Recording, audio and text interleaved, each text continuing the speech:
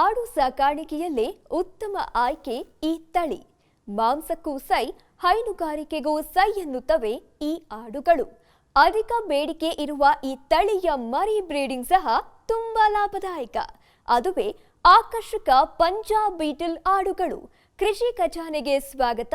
ನಾನು ಶ್ವೇತಾ. ಆಡು ಸಾಕಾಣಿಕೆ ಕೃಷಿಯ ಉಪಕಸುಬಾಗಿತ್ತು. ಆದರೆ ಇಂದು ಆಡು ಸಾಕಾಣಿಕೆ ಒಂದು ಲಾಭದಾಯಕ ಕೃಷಿಯಾಗಿದೆ. ಅದರಲ್ಲಿಯೂ ಪಂಜಾಬ್ ಬೀಟಲ್ ತಳಿಯ ಆಡು ಸಾಕಾಣಿಕೆ ರೈತರ ಆರ್ಥಿಕ ಶಕ್ತಿ ಹೆಚ್ಚಿಸುತ್ತೆ.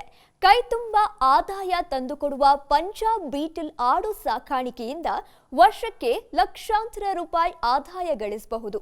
ಯಾಕಂದ್ರೆ ಮಾಂಸಕ್ಕೂ ಸೈ, ಹೈನುಗಾರಿಕೆಗೂ ಸೈ ಎನ್ನುತ್ತದೆ ಪಂಜಾಬ್ ಬೀಟಲ್ ತಳಿಯ ಮೇಕೆ. ಹಾಗಾದ್ರೆ ಬನ್ನಿ ಈ ವಿಶಿಷ್ಟ ತಳಿಯ ಮೇಕೆಗಳ ಸಾಕಾಣಿಕೆ ಬಗ್ಗೆ ತಿಳಿಯೋಣ.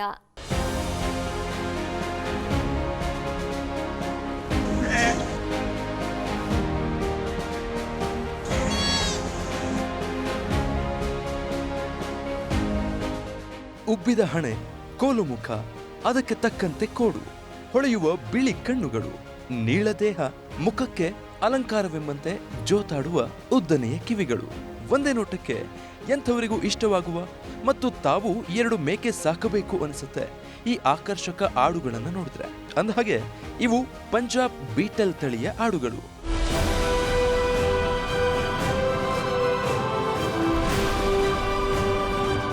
ಪಂಜಾಬ್ ಬೀಟಲ್ ಆಡುಗಳು ವಿಶ್ವ ಮನ್ನಣೆ ಗಳಿಸಿರುವಂತಹ ತಳಿ.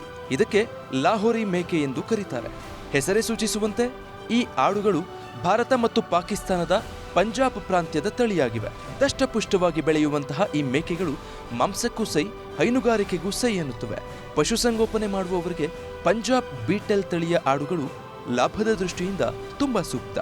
ಆಡು ಸಾಕಾಣಿಕೆ ಉಪಕಸುಬಾಗಿದ್ದು ಈ ತಳಿ ಪರಿಚಯವಾದ ಮೇಲೆ ಕೋಲಾರ, ಬೆಂಗಳೂರು ಗ್ರಾಮಾಂತರ, ತುಮಕೂರು, ರಾಮನಗರ, ಮಂಡ್ಯ, ಮೈಸೂರು, ಚಾಮರಾಜನಗರಗಳಲ್ಲಿ ಈ ತಳಿಯ ಆಡುಗಳನ್ನು ಸಾಕಷ್ಟು ರೈತರು ಕೃಷಿ ಉದ್ಯೋಗವನ್ನಾಗಿ ಆಯ್ದುಕೊಂಡು ಹೆಚ್ಚಿನ ಲಾಭ ಗಳಿಸುತ್ತಿದ್ದಾರೆ. ಅಂಥವರ ಸಾಲಿಗೆ ಯುವ ರೈತ ಸಾಯಿನಾಥ್ ಶೇರ್ ಖಾನ್ ಒಬ್ಬರು.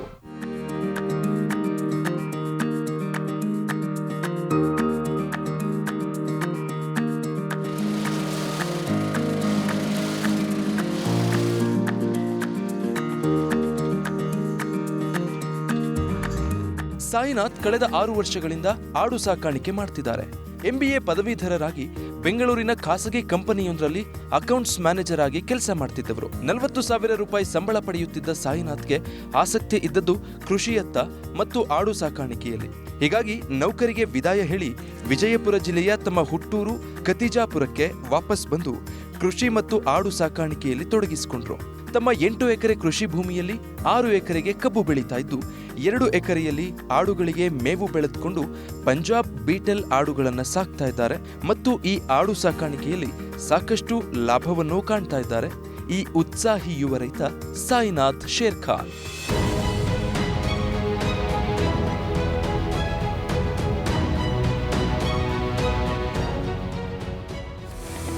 ಪಂಜಾಬ್ ಬೀಟಲ್ ತಳಿಯಲ್ಲಿ ಯಾವುದೇ ಉಪತಳಿಗಳು ಇಲ್ಲ.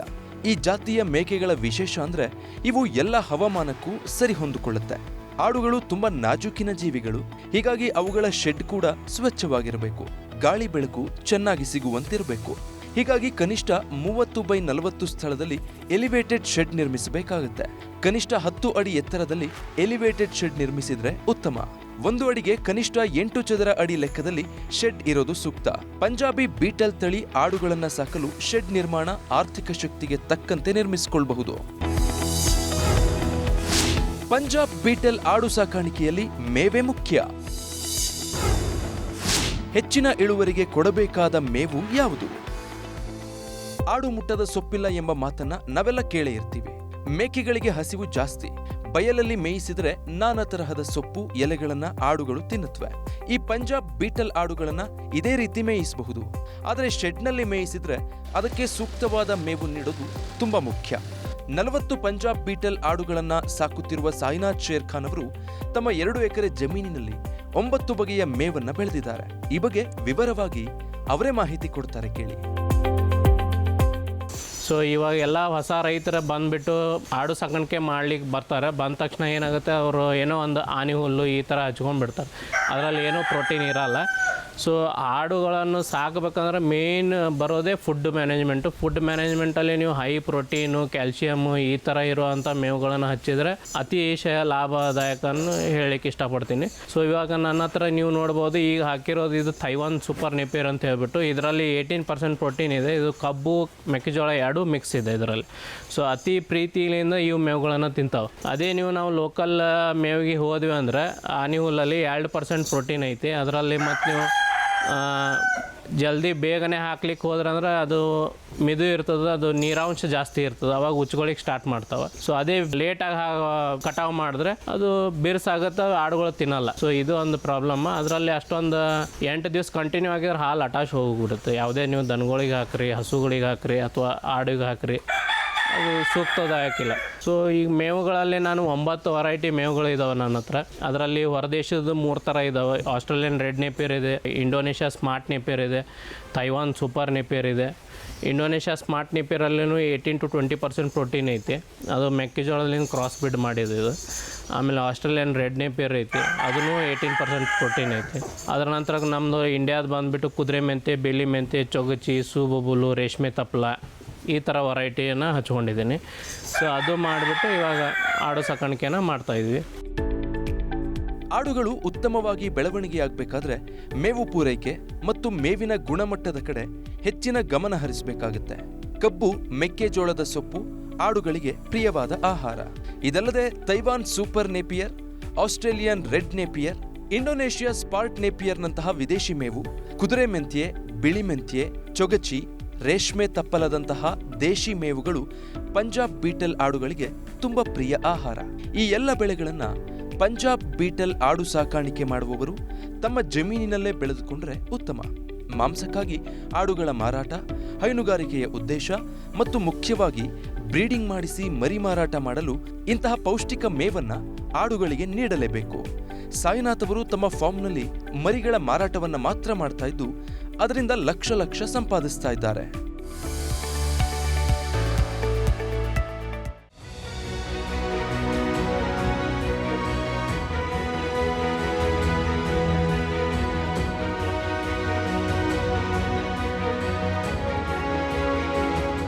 ಪಂಜಾಬ್ ಬೀಟಲ್ ತಳಿ ಆಡುಗಳು ಇಂದು ದೇಶದಾದ್ಯಂತ ಕಾಣಸಿಗುತ್ತವೆ.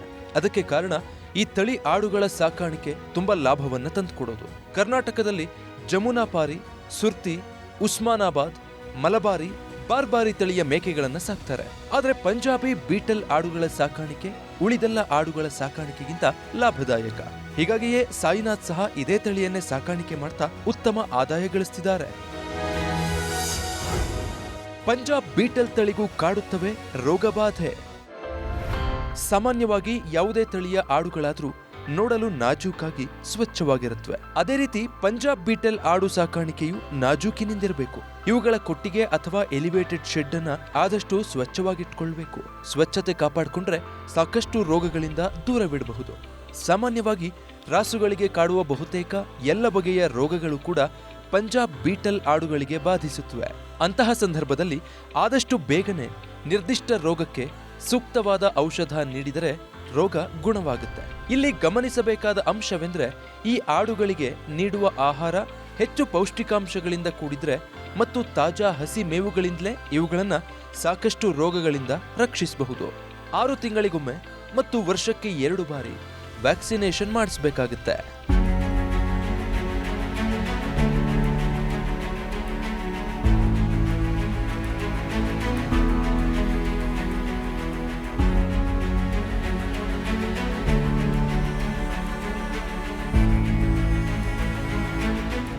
ಪಂಜಾಬ್ ಬೀಟಲ್ ತಳಿ ಆಡುಗಳ ಬೆಳವಣಿಗೆ ಉತ್ತಮವಾಗಿರುತ್ತೆ. ಅವುಗಳಿಗೆ ನೀಡುವ ಆಹಾರ ಮತ್ತು ನಿರ್ವಹಣೆ ಆಧಾರದ ಮೇಲೆ ಇವುಗಳ ತೂಕವು ಹೆಚ್ಚಿರುತ್ತೆ. ಸಾಮಾನ್ಯವಾಗಿ ಪಂಜಾಬ್ ಬೀಟಲ್ ಆಡುಗಳು ದಿನಕ್ಕೆ 1 ಲೀಟರ್ನಿಂದ 3 ಲೀಟರ್ ವರೆಗೂ ಹಾಲು ಕೊಡುತ್ತವೆ. ಈ ಆಡಿನ ಹಾಲಿನಲ್ಲಿ ಉತ್ತಮ ಆರೋಗ್ಯಕ್ಕೆ ಬೇಕಾದ ಪೋಷಕಾಂಶಗಳು ಹೇರಳವಾಗಿರುತ್ತೆ. ಹೀಗಾಗಿ 1 ಲೀಟರ್ ಮೇಕೆ ಹಾಲಿಗೆ 250 ರೂಪಾಯಿ ಬೆಲೆ ಇರುತ್ತೆ. ದೊಡ್ಡ ಪ್ರಮಾಣದಲ್ಲಿ ಈ ತಳಿಯ ಆಡುಗಳನ್ನು ಸಾಕುವವರು ಹೈನುಗಾರಿಕೆಗಾಗಿಯೇ ಸಾಕಾಣಿಕೆ ಮಾಡ್ತಾರೆ ಅಂತಾರೆ ಸಾಯಿನಾಥ್ ಶೇರ್ ಖಾನ್. ಆ್ಯಕ್ಚುಲಿ ಇದ್ರದ್ದು ಹಾಲು ಬಂದುಬಿಟ್ಟು ಭಾರಿ ಪ್ರೋಟೀನ್ವಾಗಿ ಹಾಲು ಇರುತ್ತೆ. ಆ್ಯಕ್ಚುಲಿ ಇದ್ರೊಳಗೆ ಲ್ಯಾಕ್ಟೋ ಕಮ್ಮಿ ಇರುತ್ತೆ, ಅಂದರೆ ಶುಗರ್ಲೆಸ್ ಹಾಲು ಇರುತ್ತೆ ಇದು. ಆ್ಯಕ್ಚುಲಿ ಈ ಹಾಲು ಕುಡಿಯೋದ್ರಿಂದ, ಮೇಕೆ ಹಾಲು ಕುಡಿಯೋದ್ರಿಂದ ಏನಾಗುತ್ತಪ್ಪ ಅಂದರೆ ಜಾಂಡೀಸ್ ಸಂಬಂಧ ಯೂಸ್ ಮಾಡ್ತಾರೆ ರೀ. ಇದು ಆ್ಯಕ್ಚುಲಿ ಅತಿ ಪ್ರೋಟೀನವಾಗಿ ಹಾಲನ್ನು ಕೊಡುತ್ತಂತ ನಾನು ಹೇಳಲಿಕ್ಕೆ ಇಷ್ಟಪಡ್ತೀನಿ. ಆಮೇಲೆ ಈಗ ಸದ್ಯಕ್ಕೆ ನೀವು ನೋಡಿದರೆ ಬೆಂಗಳೂರು ಸೈಡಲ್ಲಿ ಹಾಲು ಮಾರಾಟ ಮಾಡ್ಲಿಕ್ತಾರೆ. ಸೊ ಬೆಂಗಳೂರಲ್ಲಿ ಅಂತೂ ರೇಟ್ 250 ಈ ಥರ ರೇಟಲ್ಲಿ ಮಾರ್ಲಿಕ್ತಾರೆ. ಅವರು ಚೀಸು, ಪನೀರು, ಆಮೇಲೆ ಕರ್ಡು, ಮಿಲ್ಕ್ ಎಲ್ಲನೂ ಪ್ಯಾಕೇಜಿಂಗ್ ಸಿಸ್ಟಮಲ್ಲಿ ಸೇಲ್ ಮಾಡ್ಲಿಕ್ತಾರಲ್ಲಿ. ಸೊ ನಮ್ಮ ಉತ್ತರ ಕರ್ನಾಟಕದಲ್ಲಿ ಇನ್ನೂ ಸೇಲಿಂಗ್ ಇಲ್ಲ. ಮರಿಗಳಿಗೆ ತಾಯಿ ಮೇಕೆಯಿಂದ ಹಾಲುಣಿಸದಿದ್ದರೆ ಉತ್ತಮ. ಪಂಜಾಬ್ ಬೀಟಲ್ ಆಡುಗಳ ಹಾಲಿಗೆ ಒಳ್ಳೆಯ ಬೆಲೆ ಮತ್ತು ಬೇಡಿಕೆ ಇರೋದ್ರಿಂದ ಹೈನುಗಾರಿಕೆಗಾಗಿಯೇ ಈ ಆಡುಗಳನ್ನ ಸಾಕುವವರು ಇದ್ದಾರೆ. ಆದರೆ ಬ್ರೀಡಿಂಗ್ ಮಾಡಿಸಿ ಮರಿಗಳನ್ನ ಮಾರಾಟ ಮಾಡುವವರು ಸಿಗುವ ಎಲ್ಲಾ ಹಾಲನ್ನು ಮರಿಗಳೇ ಕುಡಿಸಿದ್ರೆ ಉತ್ತಮ. ಆದರೆ ಹಾಲನ್ನ ತಾಯಿ ಮೇಕೆಯಿಂದ ಕುಡಿಸದಿದ್ರೆ ಉತ್ತಮ. ಅದು ಹೇಗೆ ಮತ್ತು ಯಾಕೆ ಅನ್ನೋ ವಿವರವನ್ನ ಸಾಯಿನಾಥ್ ನೀಡ್ತಾರೆ. ಈಗ ನೀವು ನೋಡ್ಬೋದು, ಆಡು ಸಾಕಾಣಿಕೆಯಲ್ಲಿ ಅದಕ್ಕೆ ಮರಿಗಳಿಗೆ ತಾಯಿಗೆ ಬಿಡ್ತಾರೆ ಹಾಲು ಕುಡಿಸ್ಲಿಕ್ಕೆ. ನಾವು ಹಂಗೆ ಮಾಡಲ್ಲ, ಯಾಕಂದ್ರೆ ಸಪ್ರೇಟಾಗಿ ಹಾಲು ಕುಡಿಸ್ತೀವಿ. ಎದಕ್ಕಪ್ಪ ಅಂದ್ರೆ ಒಂದೇ ಕಾರಣ, ಇವಕ್ಕೆ ಒಂದೊಂದಕ್ಕೆ ಹಾಲು ಜಾಸ್ತಿ ಇರುತ್ತೆ ಅನ್ಕೋರಿ. 2 ಲೀಟ್ರ್ ಹಾಲು ಇತ್ತಂದ್ರೆ ಅದು 2 ಲೀಟ್ರ್ ಕುಡಿಯೋಟ್ಟು ಕೆಪಾಸಿಟಿ ಆ ಮರಿಗಿರಲ್ಲ. ಸೊ ಅವಾಗ ಏನಾಗುತ್ತೆ, ಕೆಂಚಲ ತಳಗಮ್ಯಾಗ ಆಗೋ ಸಾಧ್ಯತೆ ಇರ್ತದೆ, ಮ್ಯಾಸ್ಟೈಟಿಸ್ ಆಗೋ ಪ್ರಾಬ್ಲಮ್ ಆಗುತ್ತೆ. ಸೊ ಅದಕ್ಕೆ ನಾವೇನು ಮಾಡ್ತೀವಿ, ಎಲ್ಲರದು ಹಾಲು ಹಿಂಡಿ ಸಪ್ರೇಟಾಗಿ ನಾವು ಅದಕ್ಕೆ ಹಾಲು ಕುಡಿಸ್ತೀವಿ. ಇದು ಒಂದು ಕಾರಣ. 2ನೇ ಕಾರಣ ಏನು ಹೇಳಲಿಕ್ಕೆ ಇಷ್ಟಪಡ್ತೀನಪ್ಪ ಅಂದ್ರೆ, ಎಲ್ಲದಕ್ಕೂ 2 ಲೀಟ್ರ್, ಈಗ ನಾ 2 ಲೀಟ್ರ್ ಹಾಲು ಐತೆ ಅಂದ ತಕ್ಷಣ ಎಲ್ಲ 25 ಆಡಕ್ಕೂ ಆ 2 ಲೀಟ್ರ್ ಹಾಲು ಇರಲ್ಲ. ಕೆಲವೊಂದಕ್ಕೆ ಅರ್ಧ ಲೀಟ್ರ್ ಐತೆ ಅನ್ಕೋರಿ, ಕೆಲವೊಂದಕ್ಕೆ 1 ಲೀಟ್ರ್ ಐತೆ ಅನ್ಕೋರಿ, ಕೆಲವೊಂದಕ್ಕೆ 1/2 ಲೀಟ್ರ್ ಹಾಲು ಅದ ಅನ್ಕೋರಿ. ಸೊ ಅದಕ್ಕೆ 2 ಮರಿ ಅದ, ಅದು ಮರಿ ಡೆವಲಪ್ ಆಗಲ್ಲ. ಸೊ ಅದಕ್ಕೆ ನಾವೇನು ಮಾಡ್ತೀವಿ, ಒಟ್ಟಿಗೆ ಈಗ ಒಂದು 10 ಮರಿ ಅದು ಅಥವಾ 20 ಮರಿ ಅದು, ಅವಕ್ಕೆ ಏನು ಮಾಡ್ತೀವಿ, ನಾವು ಸಪ್ರೇಟಾಗಿ ಹಾಲು ಕುಡಿಸ್ತೀವಿ. ಎಲ್ಲರದು ಹಾಲು ಹಿಂಡೇನೆ ಒಂದು ಬಾಟಲಲ್ಲಿ ನಾವು ಪ್ರಮಾಣವಾಗಿ ಒಂದು 500 ml 650 ml ಈ ಥರ ಕುಡಿಸ್ಕೊತ ಹೋಗ್ತೀವಿ. ಫಸ್ಟ್ ಮಂತ್ ನಾವು ಒಂದು 300 ml 500 ml ಈ ಥರ ಅದ್ರ ಎಷ್ಟು ಕೆಪಾಸಿಟಿ ಇದೆ ಅಷ್ಟು ಹಾಲನ್ನು ಕುಡಿಸ್ತೀವಿ. ಯಾಕಂದ್ರೆ ಎಂಡ್ ಆಫ್ ದಿ ಡೇ ನೀವು ಮಾರ್ಕೆಟಿಗೆ ಸೇಲ್ ಹೋದ್ರಂದ್ರೆ ಎಲ್ಲ ಮರಿನೂ ಸರಿ ಸಮಾನವಾಗಿ ಬೆಳೀತಾವೆ. ಯಾವುದೋ ಒಂದು ಗಿಡ್ಡ, ಒಂದು ಬುಡ್ಡಕ್ಕೆ, ಒಂದು ಎತ್ತರ, ದಷ್ಟ ಪುಷ್ಟ ಆ ಥರ ಬೆಳಲ್ಲ. ಇದು ಒಂದು ಕಾರಣ. ಆಮೇಲೆ 3ನೇ ಕಾರಣ ಏನು ಹೇಳಲಿಕ್ಕೆ ಇಷ್ಟಪಡ್ತೀನಪ್ಪ ಅಂದ್ರೆ, ಈಗ ಆಡು ಸಾಕಾಣಿಕೆ ಮರಿ ಕಂಟಿನ್ಯೂಸ್ ಆಗಿ ನಾವು ಬಿಟ್ಟಿವಪ್ಪ ಅಂದ್ರೆ 3 ತಿಂಗಳ ಮರಿ ಅದಕ್ಕೆ ನಾವು ತಾಯಿಗೆ ಬಿಡ್ಕೋತಿದ್ದೀವಪ್ಪ ಅಂದ್ರೆ, ಅದು ಏನಾಗುತ್ತೆ, ಬೇಗನೆ ಮರಿ ಹಂಬಲ್ಕಾಗಿ ತಾಯಿ ಬೇಗನೆ ಮತ್ತೊಮ್ಮೆ ಕ್ರಾಸ್ ಆಗಲ್ಲ. ಇದೊಂದು ಮೇಜರ್ ಪ್ರಾಬ್ಲಮ್ ನಮ್ಮದು ಬ್ರೀಡಿಂಗ್ ಸೆಟಪ್ಪಲ್ಲಿ. ಸೊ ಅದು ಅವಾಯ್ಡ್ ಮಾಡಲಿಕ್ಕೆ ನಾವು ಮರಿ ಸಪ್ರೇಟ್ ಮಾಡಿರ್ತೀವಿ. 2 ತಿಂಗಳಲ್ಲಿ ಬೇಗನೆ ಕಟ್ಲಿಕ್ಕೆ ಅದು ಆಟೋಮೆಟಿಕ್ಕಾಗಿ ಕ್ರಾಸ್ ಆಗಿ ಹೋಗುತ್ತೆ, ಮರಿ ಹಂಬಲಕ್ಕೆ ಆಗಲ್ಲ. ಮತ್ತು 4ನೇ ಕಾರಣ ಏನು ಹೇಳಲಿಕ್ಕೆ ಇಷ್ಟಪಡ್ತೀನಪ್ಪ ಅಂದ್ರೆ, ಮರಿ 3 ತಿಂಗಳದ್ದು ಆಯ್ತಪ್ಪ ಅಂದ್ರೆ ಮತ್ತೆ ನಾವು ಅದಕ್ಕೆ ತಾಯಿಗೆ ಹಾಲು ಕೊಡ್ಲಿಕ್ಕೆ ಅವಾಗ ಹಾಲು ಕಡಿಮೆ ಆಗಿರುತ್ತೆ. ಫಸ್ಟ್ ಏನು ಹುಟ್ಟಿರ್ತದೆ ಅವಾಗ ಹಾಲು ಇರುತ್ತಲ್ಲ, ಅದು ಹಾಲು ಇರಲ್ಲ. ಸೊ ಅವಾಗ ಏನು ಮಾಡ್ತದೆ, ಮರಿ ಗುದ್ದಲಿಕ್ಕೆ ಸ್ಟಾರ್ಟ್ ಮಾಡ್ತದೆ ತಾಯಿಗೆ ಹೊಡೆಯೋದ್ರಿಂದ ಅವಾಗ ಇನ್ ಕೇಸ್ ಅದು ಪ್ರೆಗ್ನೆಂಟ್ ಇತ್ತಂದ್ರೆ ಅಬೋಟ್ ಆಗೋ ಚಾನ್ಸಸ್ ಜಾಸ್ತಿ ಇರುತ್ತೆ. ಸೊ ಇವೆಲ್ಲ ಕಾರಣ ಅವಾಯ್ಡ್ ಮಾಡಲಿಕ್ಕೆ ನಾವು ಸಪ್ರೇಟಾಗಿ ಹಾಲು ಕುಡಿಸೋದು ಸೂಕ್ತ. ಇನ್ನು ಪಂಜಾಬ್ ಬೀಟಲ್ ಆಡು ಸಾಕಾಣಿಕೆ ಮತ್ತು ಮರಿ ಮಾರಾಟದವರೆಗಿನ ಪ್ರಕ್ರಿಯೆಯನ್ನ ನೋಡೋದಾದ್ರೆ, ಆಡುಗಳಿಗೆ ಮೇವು ಹಾಕುವ ಸ್ಥಳವನ್ನ ಬೆಳಗ್ಗೆ ಎದ್ದ ನಂತರ ಸ್ವಚ್ಛಗೊಳಿಸಬೇಕು. ಆನಂತರ ಕಡಲೆ ಹಿಂಡಿ, ಹುರುಳಿಯನ್ನ ಒಂದು ಆಡಿಗೆ ಅರ್ಧ kg ಲೆಕ್ಕದಲ್ಲಿ ಕೊಡಬೇಕಾಗುತ್ತೆ. ಆ ನಂತರ ಹೊಲದಿಂದ ತಂದ ಸೊಪ್ಪನ್ನ ಸಣ್ಣದಾಗಿ ಕತ್ತರಿಸಿ ನೀಡಬೇಕು. ನಂತರ ಸಂಜೆ ವೇಳೆಯೂ ಇದೇ ರೀತಿ ಮೇವು ನೀಡಬೇಕು. ಸಾಮಾನ್ಯವಾಗಿ ಒಂದು ಆಡು 5 ರಿಂದ 6 kgಯಷ್ಟು ಮೇವು ತಿನ್ನುತ್ತೆ.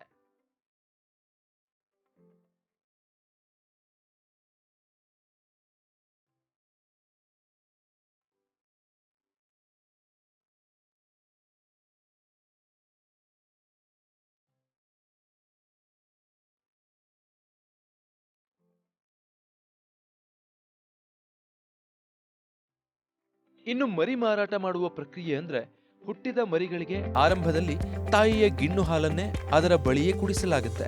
ಆನಂತರ 7 ದಿನಗಳ ಬಳಿಕ ಮರಿಗಳನ್ನ ಪ್ರತ್ಯೇಕವಾದ ಕೇಜ್ ಒಳಗೆ ಬಿಡಬೇಕು.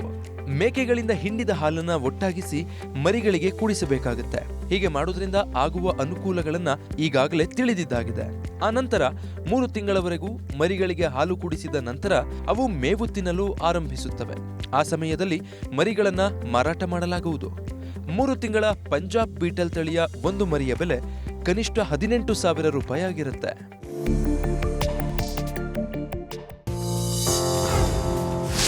ಮಾಂಸಕ್ಕಾಗಿ ಪಂಜಾಬ್ ಬೀಟಲ್ ಆಡು ಸಾಕಾಣಿಕೆ. ಪಂಜಾಬ್ ಬೀಟಲ್ ಆಡುಗಳನ್ನ ಮರಿಗಳಿಂದಲೇ ಸಾಕಿದ್ರೆ ಎಲ್ಲ ರೀತಿಯಿಂದಲೂ ಉತ್ತಮ. ಹೆಣ್ಣು ಆಡುಗಳು 50ರಿಂದ 70 ಕೆಜಿ ತೂಕದಲ್ಲಿ ಬೆಳೆಯುತ್ತವೆ. ಅದೇ ಹೋತವಾದರೆ 1 ವರ್ಷಕ್ಕೆ 60 ಕೆಜಿ ಮತ್ತು 2 ವರ್ಷಕ್ಕೆ 120 ಕೆಜಿವರೆಗೂ ದಷ್ಟಪುಷ್ಟವಾಗಿ ಬೆಳೆಯುತ್ತವೆ. 3 ತಿಂಗಳ ಮರಿಯೇ 20ರಿಂದ 25 ಕೆಜಿ ತೂಕ ಇರುತ್ತೆ. ಹೀಗಾಗಿ ಮಾಂಸಕ್ಕಾಗಿ ಸಾಕಾಣಿಕೆ ಮಾಡುವವರಿಗೆ ತುಂಬಾ ಲಾಭ ಸಿಗುತ್ತೆ. ಈ ತಳಿಯ ಆಡಿನ 1 ಕೆಜಿ ಮಾಂಸದ ಬೆಲೆ ಕನಿಷ್ಠ 550 ರೂಪಾಯಿಯಿಂದ 700 ರೂಪಾಯಿ ಇರುತ್ತೆ. ಆದ್ರೆ ಸದ್ಯಕ್ಕೆ ರಾಜ್ಯದಲ್ಲಿ ಈ ತಳಿಯ ಆಡುಗಳನ್ನ ಮಾಂಸಕ್ಕಾಗಿ ಸಾಕ್ತಾ ಇಲ್ಲ ಅಂತಾರೆ ಸಾಯಿನಾಥ್. ಅಡಲ್ಟ್ ಫೀಮೇಲ್ಸನ್ನು ಏನು ಬರ್ತಾವಲ್ಲ ಆಡುಗಳನ್ನು ಅವು 60 K G 50 K G 60 K G 70 K G ಈ ಥರ ಬೆಳವಣಿಗೆ ಇರುತ್ತೆ. ಅದೇ ನಾವು ಮೇಲಲ್ಲಿ ಬಂದ್ವಿ ಅಂದ್ರಪ್ಪ ಅಂದರೆ ಮೇಲು ಬಂದುಬಿಟ್ಟು 1 ವರ್ಷಕ್ಕೆ 60 ಕೆ ಜಿ, 1.5 ವರ್ಷದಲ್ಲಿ 100 ಕೆ ಜಿ, 18 2 ವರ್ಷದಲ್ಲಿ 1.5 ಕೆ ಜಿ, 120 ಅಬೋ 100 ಕೆ ಜಿ ಮೇಲ್ಗಡೆ ಹೋಗುತ್ತೆ. ಅದೇ 3 ತಿಂಗಳ ಮರಿಯಲ್ಲಿ ಬಂದ್ವಪ್ಪ ಅಂದ್ರೆ ನಾವು 3 ತಿಂಗಳ ಮರಿ ಇದರದ್ದು ಬೆಳವಣಿಗೆ ಹೆಂಗಿದೆ 20ರಿಂದ 25 ಕೆ ಜಿವರೆಗೂ ಬೆಳವಣಿಗೆ ಬರುತ್ತೆ ಈ ಬ್ರೀಡಲ್ಲಿ.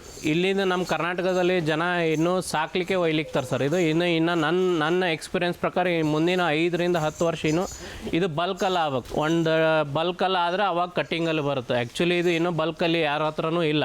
ಸೊ ಅದಕ್ಕೋಸ್ಕರ ಇದು ಏನಿದೆ ಅಲ್ಲ ಎಲ್ಲ ಬರೀ ಬ್ರೀಡ್. ಈಗ ಒಬ್ಬರು ಯಾರೋ ರೈತ ಬಂದಪ್ಪ ಅಂದ್ರೆ ಇದು ನೋಡಿದ ತಕ್ಷಣ ನನ್ನ ಹತ್ರನೂ 1-2 ಮರಿ ಇರಬೇಕು ಅನ್ನೋದು ಒಂದು ಆಸಕ್ತಿ ಹುಟ್ಟುತ್ತೆ. ಸೊ ಹಂಗಾಗಿ ಜಾಸ್ತಿ 90% ನನ್ನ ಹತ್ರ ಮರಿ ಮೇಲ್ ಫಿಮೇಲ್ ಬುಕ್ಕಿಂಗನ್ನು ಇರ್ತವೆ. ಅವು ಇದನ್ನು ಸಾಕ್ತಾರೆ. ಸಾಕಿ ಅದರದ್ದೇ ಬ್ರೀಡಿಂಗನ್ನು ಅದರದ್ದು ಅಂಶನ ಬೆಳೆಸ್ಲಿಕ್ತಾರೆ ಈಗ ಜನ. ಸೊ ಇನ್ನೂವರೆಗೂ ಕಟಿಂಗ್ ಹೋಗಿಲ್ಲ, ಬರೀ ಬ್ರೀಡಿಂಗ್ಗೋಸ್ಕರನೇ ಹೋಗ್ತಾ ಇದೆ ಸರ್ ಇದು. ಇನ್ನು ಒಂದು ಆಡು 1 ಲೀಟರ್ನಿಂದ ಕೆಲಕಾಲ ಗರಿಷ್ಠ 3 ಲೀಟರ್ವರೆಗೂ ಹಾಲು ಕೊಡುತ್ತೆ. ಹಾಲಿನ ಬೆಲೆಯೂ ಕೂಡ ಲೀಟರ್ಗೆ 120 ರೂಪಾಯಿ ಬೆಲೆ ಇದೆ. ಹೀಗಾಗಿ ಹೈನುಗಾರಿಕೆಗೂ ಪಂಜಾಬ್ ಬೀಟಲ್ ಆಡುಗಳನ್ನ ಸಾಕಷ್ಟು ಜನ ಸಾಕ್ತಾ ಇದ್ದಾರೆ. 100 ಆಡುಗಳನ್ನ ಸಾಕಿ ಹಾಲಿನಿಂದಲೇ ಲಕ್ಷಾಂತರ ರೂಪಾಯಿ ಆದಾಯ ಕಾಣ್ತಿದ್ದಾರೆ.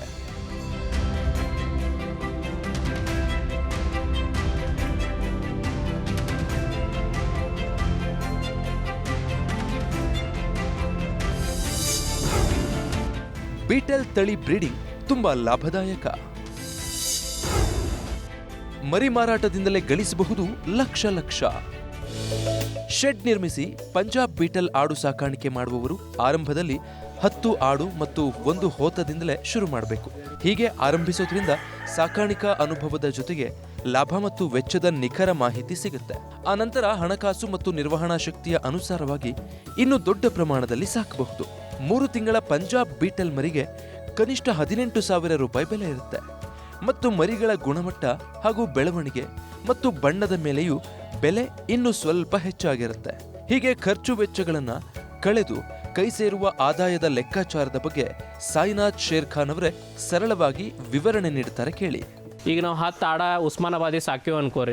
10 ಆಡದ ಲಾಭದಾಗಿ 20 ಮರಿ ಆಯಿತು. 20 ಮರಿಗೆ ನೀವು 5,000 ರೂಪಾಯಿಲೆ ಮಾರಿದ್ರೆ 1 ಲಕ್ಷ ರೂಪಾಯಿ ಆಯಿತು. ಬೀಟಲ್ ಬ್ರೀಡಿಗೆ ಬಂದ್ರಪ್ಪ ಅಂದ್ರೆ 1 ಮರಿ ನಾವು 18,000 ರೂಪಾಯಿಗೆ ಸೇಲ್ ಮಾಡ್ತೀವಿ. 1 ಆಡ 2 ಮರಿ ಹಾಕ್ತಪ್ಪ ಅಂದ್ರೆ 36,000 ರೂಪಾಯಿ ಪ್ರಾಫಿಟೇಬಲ್ ಆಯಿತು.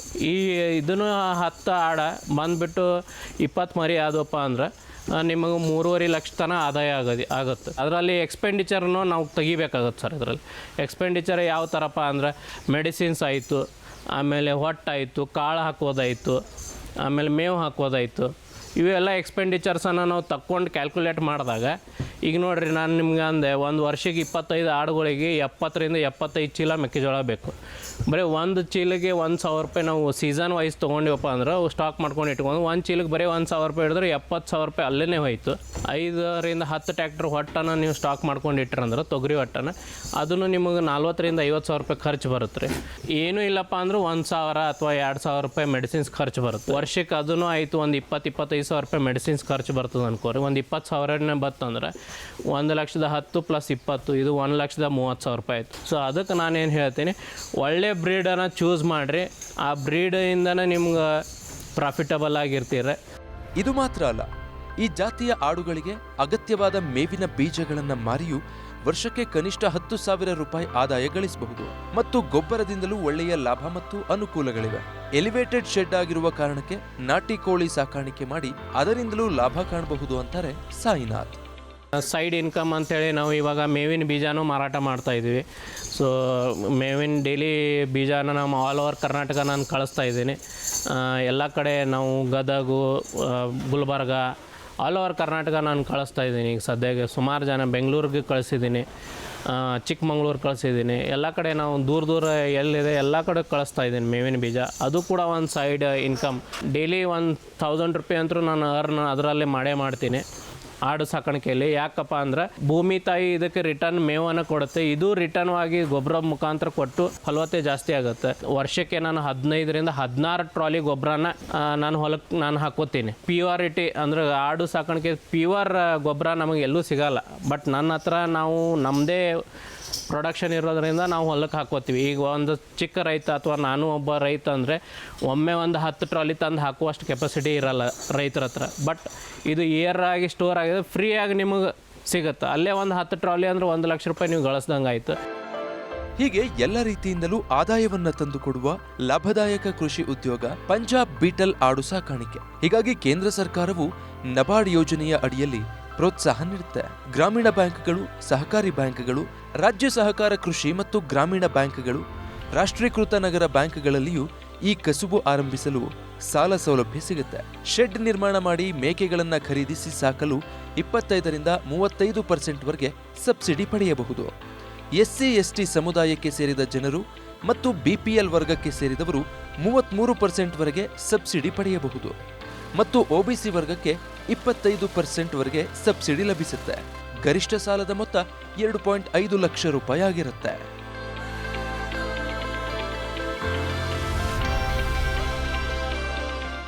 ಪಂಜಾಬ್ ಬೀಟಲ್ ತಳಿ ಆಡು ಸಾಕಾಣಿಕೆಗೆ ಸರ್ಕಾರದ ಸಬ್ಸಿಡಿ ಸಾಲವೂ ಸಿಗುತ್ತೆ ಮತ್ತು ಇದು ಹೆಚ್ಚಿನ ಲಾಭದಾಯಕವೂ ಹೌದು. ಇದಾಗಿತ್ತು ಇವತ್ತಿನ ಕೃಷಿ ಖಜಾನೆ. ಅನುಕ್ಷಣದ ಸುದ್ದಿಗಾಗಿ ನೋಡ್ತಾ ಇರಿ ವಿಸ್ತಾರ ನ್ಯೂಸ್. ಇದು ನಿಖರ ಜನಪರ. ನೀವು ವಿಶೇಷವಾದ ಬೆಳೆ ಬೆಳೆದಿದ್ರೆ, ತಂತ್ರಜ್ಞಾನ ಅಳವಡಿಸಿಕೊಂಡು ಕೃಷಿ ಮಾಡ್ತಾ ಇದ್ರೆ, ಮಾದರಿ ಕೃಷಿಕರಾಗಿದ್ರೆ ವಿಸ್ತಾರ ನ್ಯೂಸ್ ತಂಡವನ್ನು ಸಂಪರ್ಕಿಸಿ ನಿಮ್ಮ ಗೆಲುವಿನ ಗುಟ್ಟನ್ನು ನಮ್ಮ ಜೊತೆ ಹಂಚಿಕೊಳ್ಳಬಹುದು. ವಿಳಾಸ ವಿಸ್ತಾರ ನ್ಯೂಸ್, ನಂಬರ್ 1, 2 ಹಾಗೂ 4ನೇ ಮಹಡಿ, the new Indian express building, 2 ಹಾಗೂ 3ನೇ ಬ್ಲಾಕ್, ಕ್ವೀನ್ಸ್ ರಸ್ತೆ, ಬೆಂಗಳೂರು 560001. Phone number 9606942030. ಇಮೇಲ್ ವಿಳಾಸ program@vistaranews.com.